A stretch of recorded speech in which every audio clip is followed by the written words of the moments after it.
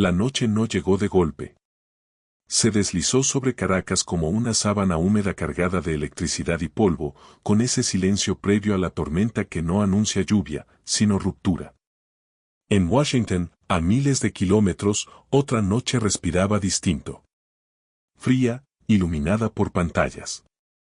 El poder, cuando cae la oscuridad, ya no habla en discursos.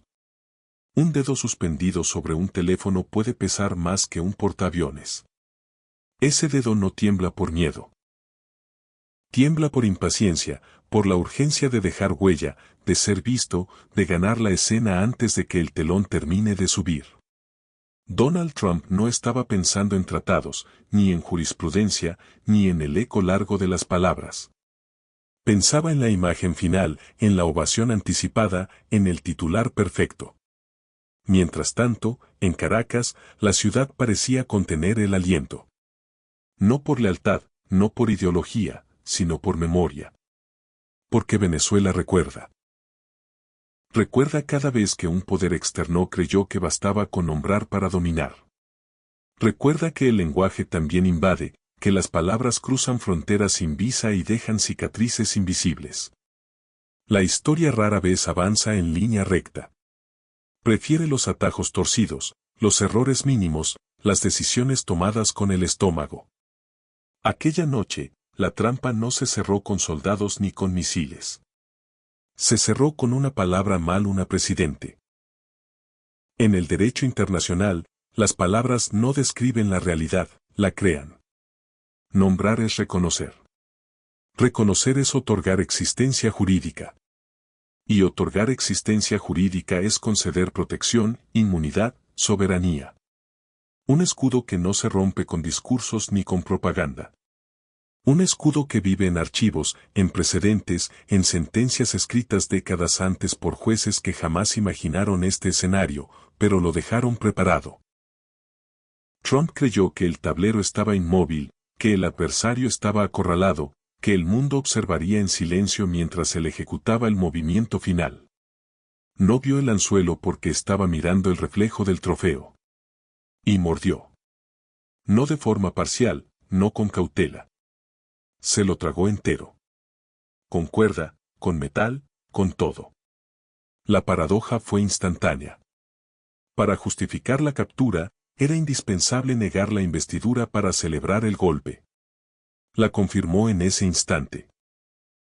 Sin darse cuenta, convirtió a su enemigo en algo mucho más peligroso que un acusado. Lo transformó en sujeto protegido. En jefe de Estado, reconocido por la misma voz que pretendía destruirlo.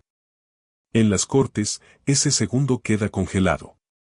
No importa el tono, ni la intención, ni el contexto político. Importa lo escrito, lo publicado, lo firmado por la propia autoridad que acusa. La justicia no interpreta emociones. Archiva hechos. En Caracas, la noticia no explotó. Se filtró. Corrió de despacho en despacho, de pasillo en pasillo, como una corriente subterránea. No hubo celebraciones ruidosas. Hubo sonrisas breves, miradas largas. El tipo de silencio que solo aparece cuando alguien entiende que el adversario acaba de cometer un error irreversible. Porque el poder no siempre cae por una bala.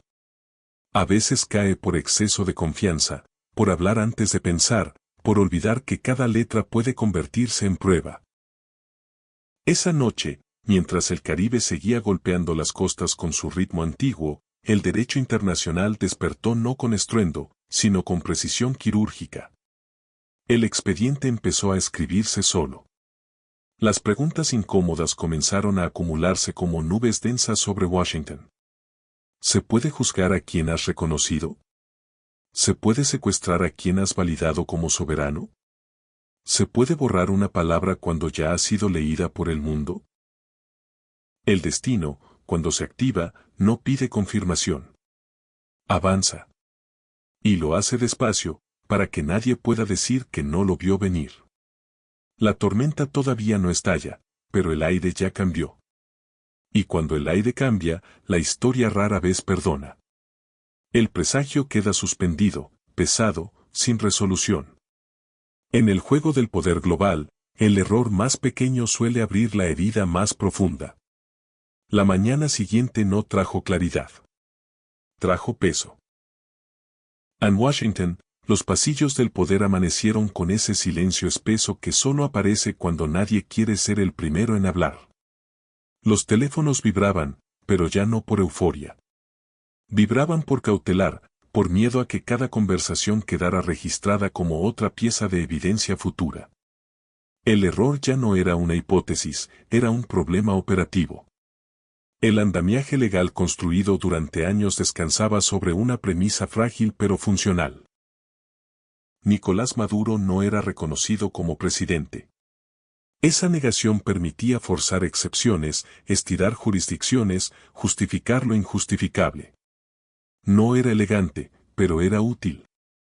Y de pronto, esa base se había evaporado por una frase publicada sin pensar en consecuencias. El Departamento de Justicia comenzó a caminar hacia atrás con la torpeza de quien intenta desandar un camino minado. Los abogados revisaban comunicados, discursos pasados, declaraciones oficiales buscando desesperadamente un matiz, una coma, cualquier resquicio que permitiera argumentar que aquello no había sido un reconocimiento formal. Pero el lenguaje no negocia cuando está escrito en público, menos aún cuando proviene del jefe del Ejecutivo. Cada intento de corrección agravaba el problema. Porque negar lo dicho implicaba admitir que la política exterior se había reducido a impulsos. Y admitir eso en una corte federal equivale a desarmarse frente al juez. Mientras tanto, en Caracas el tablero se expandía. La captura de Maduro no paralizó al sistema, activó su reflejo de supervivencia. El poder no es una persona, es una red. Ministerios, fuerzas armadas, diplomacia, petróleo, narrativa. Todo empezó a moverse al mismo tiempo como placas tectónicas reajustándose después de un sismo. La figura de Delcy Rodríguez emergió no como improvisación, sino como continuidad. La juramentación no fue un trámite administrativo, fue un mensaje calibrado. Cada gesto, cada saludo, cada fotografía estaba pensada para un público específico. No para los venezolanos, para el mundo. La escena era clara. El gobierno seguía funcionando. Las alianzas seguían intactas. El eje geopolítico no se había roto. Washington había apostado a la decapitación simbólica. Lo que obtuvo fue cohesión. En paralelo, el segundo pilar de la acusación comenzaba a desmoronarse. El famoso cártel de los soles, presentado durante años como una estructura criminal con mando vertical, empezó a perder forma en el momento más la prueba judicial. Lo que en conferencias de prensa sonaba contundente en tribunales se diluía en ambigüedades, términos vagos, fuentes indirectas, relatos sin cadena de custodia. El problema no era solo demostrar corrupción, era demostrar liderazgo criminal. Y eso exige algo más que sospechas. Exige jerarquía, órdenes, flujos financieros verificables. Exige evidencia que no se rompa bajo contrainterrogatorio. Y esa evidencia no estaba. Así la narrativa empezó a replegarse. De organización criminal pasó a redes informales, de liderazgo directo a entorno permisivo. Cada ajuste lingüístico era una retirada estratégica. Cada aclaración pública, un reconocimiento implícito de debilidad. Y entonces apareció el factor económico, ese que siempre termina revelando las verdaderas: el petróleo. El botín silencioso que nunca abandona el centro del tablero. Las promesas comenzaron a reconstrucción, inversión, modernización de campos petroleros. Pero el financiamiento no venía de las corporaciones ansiosas por entrar. Venía del contribuyente estadounidense. La ecuación era intervención sin autorización legislativa, operación internacional sin respaldo multilateral y factura pública para garantizar ganancias privadas en casa, recortes a programas sociales afuera, subsidios para extraer crudo extranjero. Ese contraste empezó a incomodar incluso a aliados tradicionales. Mucho no por Venezuela, por el precedente. Porque cuando la legalidad se tuerce en nombre de la urgencia, nadie puede garantizar que mañana no se repita contra otro. La ONU comenzó a llenarse de reuniones cerradas. No de discursos encendidos, sino de conversaciones en voz baja. Europa miraba con recelo, América Latina con alarma. Ella con cálculo frío.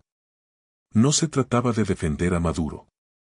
Se trataba de defender la idea misma de soberanía frente a un poder que parecía dispuesto a cruzar cualquier línea si el trofeo lo justificaba. Y en medio de ese ruido contenido, una revelación empezó a tomar la operación. No había aislado a Venezuela. Había aislado a Washington. Jurídicamente vulnerable, diplomáticamente expuesto, narrativamente atrapado en sus propias contradicciones. La historia, que parecía resuelta en una noche de euforia digital, se abría ahora como un corredor largo sin salidas visibles. Cada paso hacia adelante implicaba admitir el error anterior. Cada intento de retroceso dejaba huellas más profundas. La trampa ya no era solo legal, era estratégica. Y entonces, cuando aún no había estallado la crisis completa, apareció la señal inquietante que cambia el tono de toda historia. La certeza de que nada de esto iba a detenerse ahí. Que lo ocurrido no era el clímax, sino apenas la antesala. Porque cuando el poder pierde coherencia, el costo nunca llega de inmediato. Llega después, amplificado, imposible de controlar. La revelación queda suspendida, incómoda y peligrosa. Lo que empezó como una jugada para exhibir fuerza estaba convirtiéndose en un punto de inflexión que amenazaba con reordenar el tablero completo. Y nadie en Washington parecía tener ya el control del ritmo. El golpe no llegó con sirenas. Llegó con consecuencias. Lentamente, como una marea que sube sin hacer ruido hasta que el agua ya está dentro de la casa. La historia entró en su fase más densa, esa en la que las decisiones dejan de ser reversibles y los costos empiezan a materializarse en cuerpos, mercados y diplomacias. En las cortes estadounidenses, el caso comenzó a deformarse. Lo que había sido presentado como una operación quirúrgica empezó a parecer una amputación mal calculada. Los jueces no preguntaban por ideología. Preguntaban por competencia, por jurisdicción, por la lógica interna de una acusación que se contradecía a sí misma. Cada audiencia añadía una capa de incomodidad. Cada escrito defensivo de Maduro no hacía más que subrayar lo obvio. El reconocimiento público había activado un escudo que no se rompe con retórica. El Departamento de Justicia se encontró atrapado entre dos abismos.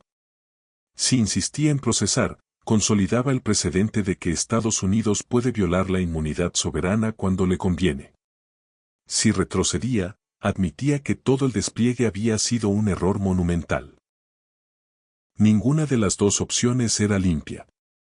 Ambas tenían costos políticos internos y externos. Ambas dejaban cicatrices. En paralelo, la economía empezó a reaccionar. Los mercados no castigan la moralidad, castigan la incertidumbre. La prima de riesgo se movió. Las conversaciones privadas entre corporaciones energéticas y funcionarios se volvieron más cautas. Nadie quiere invertir en un botín que puede quedar congelado por litigios internacionales durante años. El petróleo, que había sido presentado como recompensa inmediata, comenzó a parecer una herencia envenenada. En Venezuela, el impacto fue humano antes que abstracto. La captura de su presidente, lejos de desmovilizar, encendió una indignación transversal no ideológica, nacional. Incluso sectores críticos del chavismo entendieron el si un jefe de Estado puede ser arrancado de su territorio sin consecuencias claras, nadie está a salvo. La calle no gritaba consignas importadas. Gritaba soberanía. Las Fuerzas Armadas cerraron filas no por lealtad personal sino por instinto institucional. La línea roja había sido cruzada. El mensaje interno fue: el poder no se negocia bajo secuestro. Esa cohesión anuló cualquier expectativa de fractura inmediata. La operación que buscaba desarticular terminó soldando. En el plano internacional, las fisuras se volvieron visibles. Sesiones extraordinarias, comunicados medidos. Condenas formuladas con el lenguaje más frío posible, ese que no admite réplicas emocionales. El argumento no era Venezuela, era el precedente. El miedo no era Maduro, era el método. Mientras tanto, en Washington, la Casa Blanca empezó a hablar sola. Las ruedas de prensa se vaciaron de sustancia. Las respuestas se volvieron circulares. Cada explicación generaba dos preguntas nuevas. El Congreso, marginado del inicio, comenzó a pedir cuentas, no por altruismo, sino por supervivencia política. Nadie quiere cargar con una decisión que puede terminar en tribunales internacionales. Y entonces apareció el costo. Demandas, recursos, amparos, litigios que no se resuelven en semanas ni en meses. Años de desgaste legal, años de titulares incómodos, años de aliados tomando distancia para no quedar salpicados. La intervención, presentada como acto de fuerza, se transformó en un pasivo de largo plazo. Trump, que había querido controlar el relato, empezó a perder el control del tiempo. Porque el tiempo, en política internacional, es el juez más implacable. No grita, no debate, simplemente acumula consecuencias. La historia ya no podía detenerse.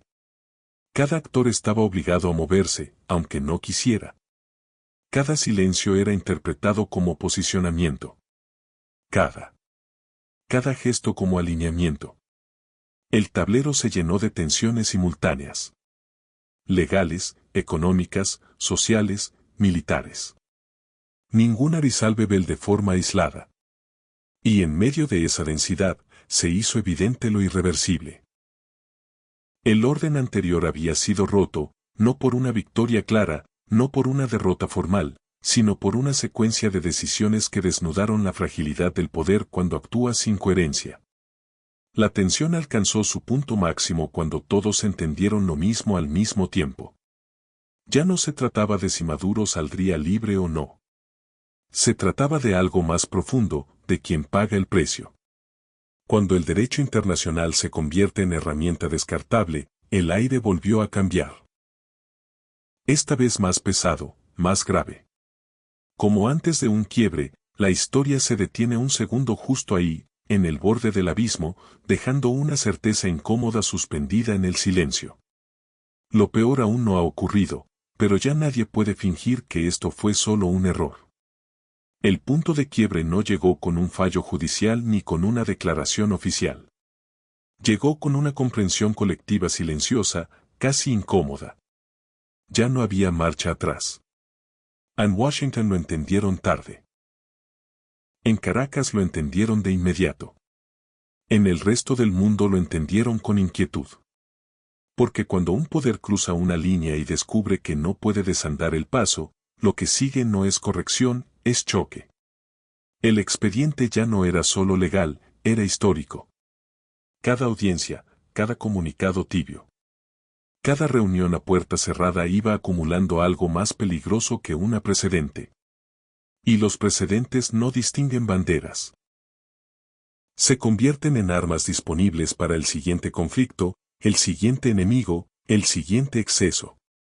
Trump había querido una escena final rápida, contundente, televisable.